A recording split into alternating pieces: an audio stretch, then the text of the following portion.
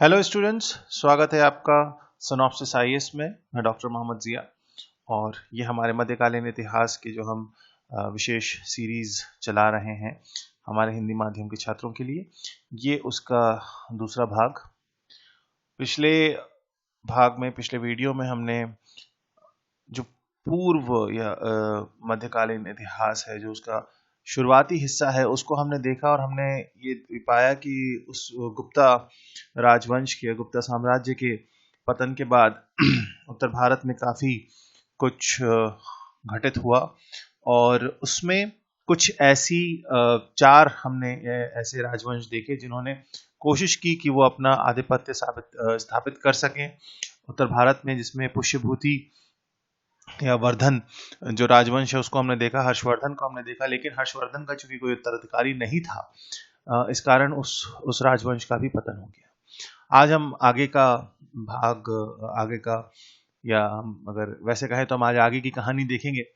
और उससे पहले एक चीज जो आपको हमेशा ध्यान रखनी है, खासतौर पर जब आप मध्यकालीन भारत का इतिहास पढ़ रहे हैं, कि यहाँ पे एक छोटा सा ये एक ट्रेंड देखा गया है पिछले 5-6 सालों में प्रारंभिक परीक्षा में, खासतौर पर कि कोई ज्यादा सवाल नहीं आते हैं इस हिस्से से।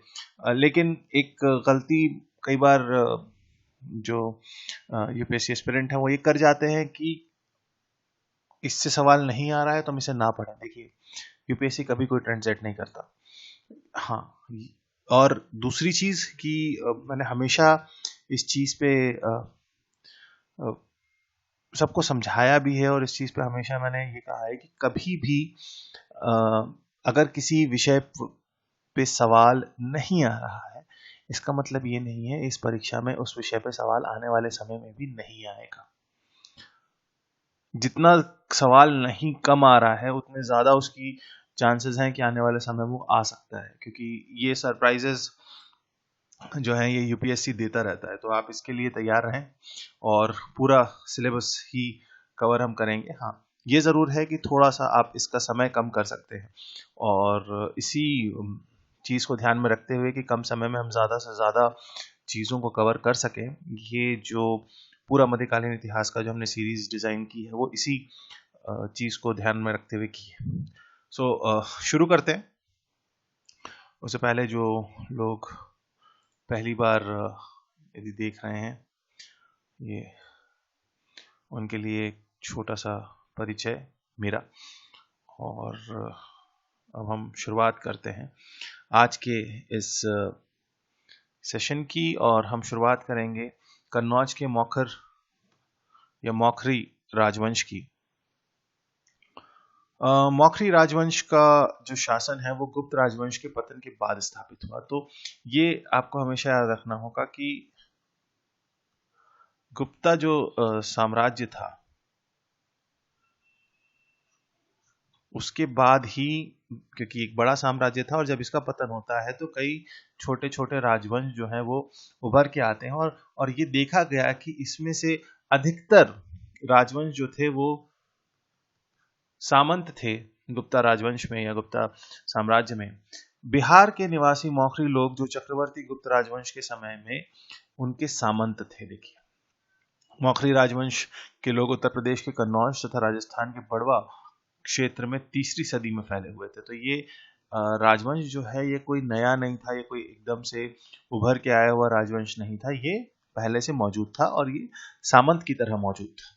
खैर, इस वंश के शासकों को उत्तर गुप्त वंश के चौथे शासक कुमार गुप्त के साथ युद्ध हुआ, जिसमें ईशान वर्मा ने मौखरी राजवंश से मगध को छीन लिया। तो मौखरी जो है वो पहले मगध पे शासन कर रहे थे,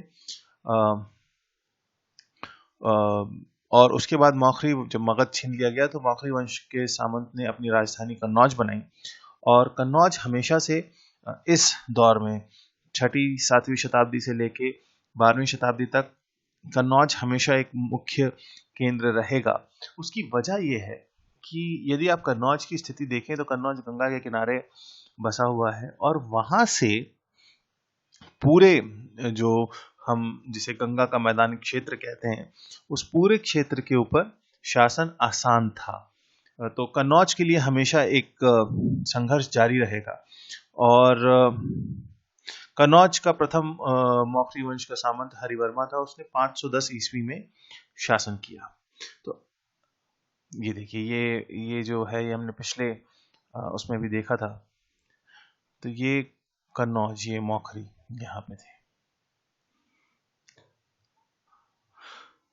पाणिनि जो बहुत ही प्रसिद्ध लेखक हुए हैं उस दौर के, उसमें उनकी कृतियों में मौखरियों का उल्लेख मिलता है, और एक शिलालेख में मौखरी जनरल का भी संदर्भ मिलता है, जिसे राजपूताना राजवंश में कोटा में खोजा गया। तो ये इन सब मिले प्रमाणों से हम ये स्थापित कर सकते हैं कि जो मौखरी राजवंश है, जो मौखरी पहले सामंत थे, बाद में वो राजवंश हुए, और इनका जो फैलाव था वो सिर्फ गंगा के मैदानी इलाकों में ना होकर राजस्थान और राजपूताना तक था। मौखरी अपने आप को जो है वो महाभारत में जो वर्णित अश्वपति है उनके वंशज होने का दावा करते हैं किया। एपिग्राफिक जो साक्ष्य हैं, उससे मौखरी शासन के उल्लेख दो समूह में मिलता है। पहला, 6वीं शताब्दी की शुरुआत में दक्षिण बिहार में और उत्तर प्रदेश में, और तो एक हिस्सा जो है वो यहाँ पे मिला और एक हिस्सा जो है वो उत्तर प्रदेश में मिला। आज के हम संदर्भ में यदि दक्षिण बिहार और उत्तर प्रदेश को समझे, इसमें भी जो शासक थे उनके जो विभिन्न समूह थे, दो समूह थे। पहले ये ध्यान रखने वाली चीज है, ये जो दो पॉइंट्स हैं यहाँ पे, ये महत्वपूर्ण है।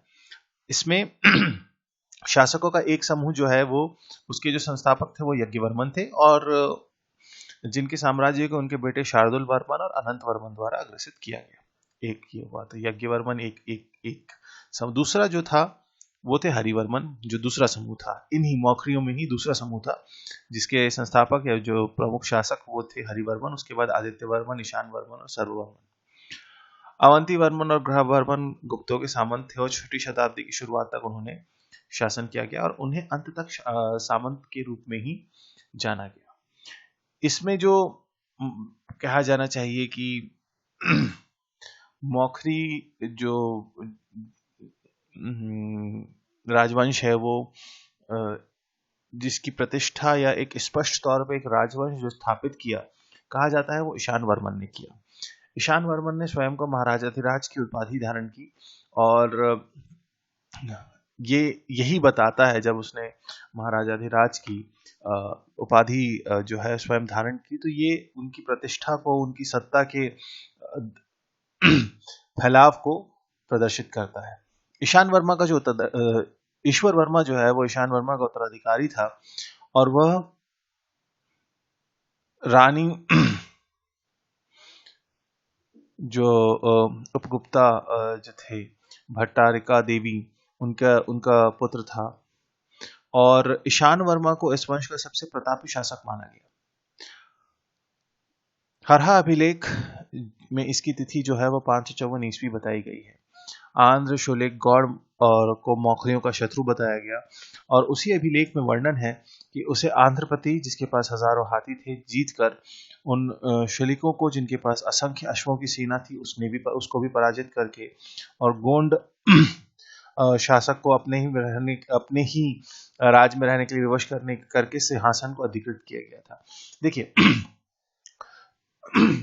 जिस समय की हम चर्चा कर रहे हैं, उस समय में क्योंकि अभी किसी का भी एक स्थापित साम्राज्य नहीं है, जैसा कि मौर्य में था या गुप्ता में था, ऐसा किसी का भी स्थापित साम्राज्य नहीं है।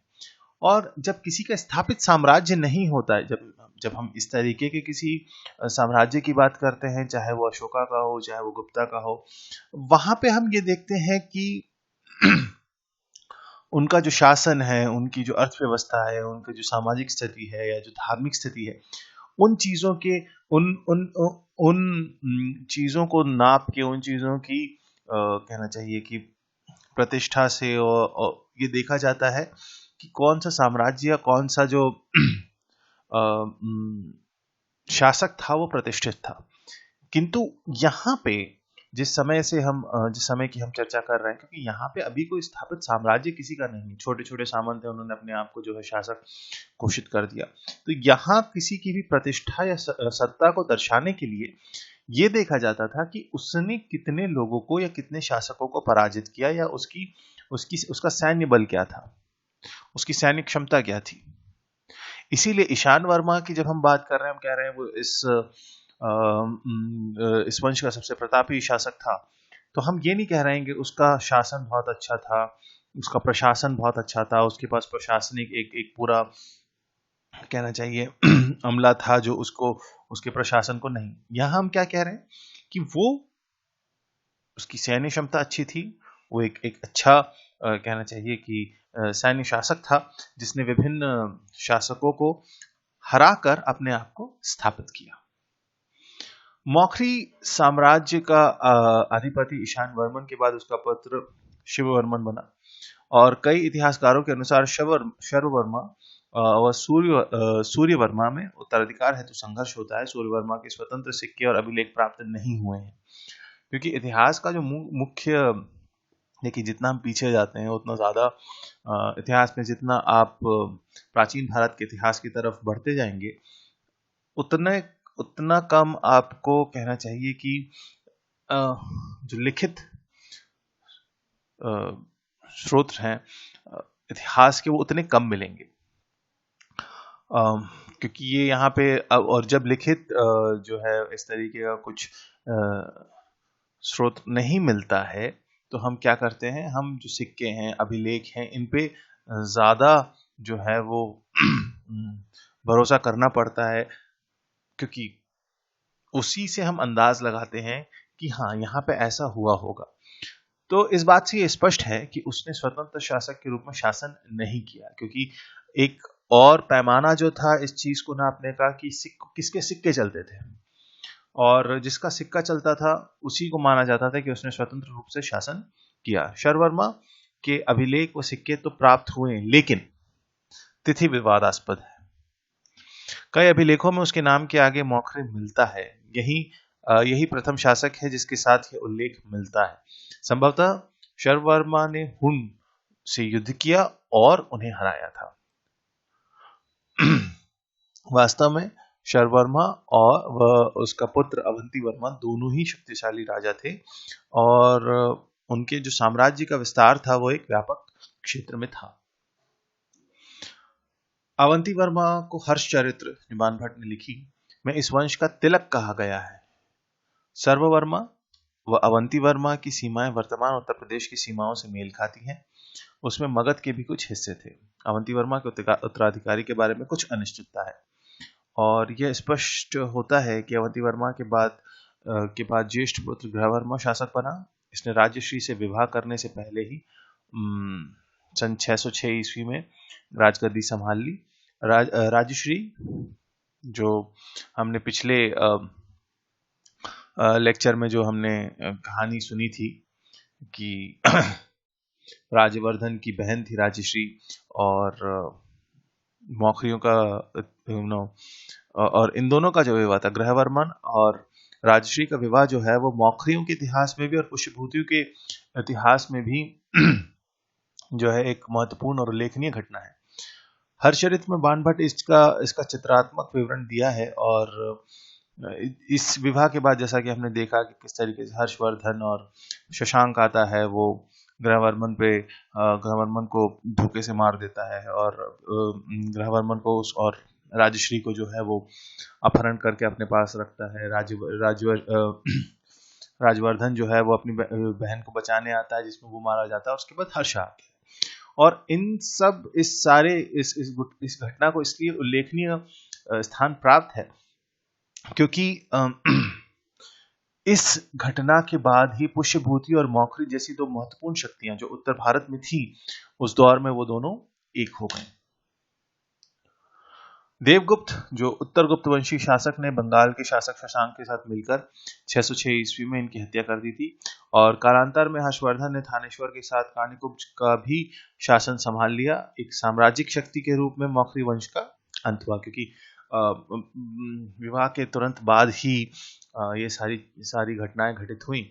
और फिर हर्षवर्धन ने जो है वो मौखरी को भी अपने थानेश्वर में सम्मिलित कर लिया और तत्पश्चात उसने कन्नौज को अपनी राजधानी बनाया। तो यहां से मौखरी वंश का भी अंत हम मानते हैं।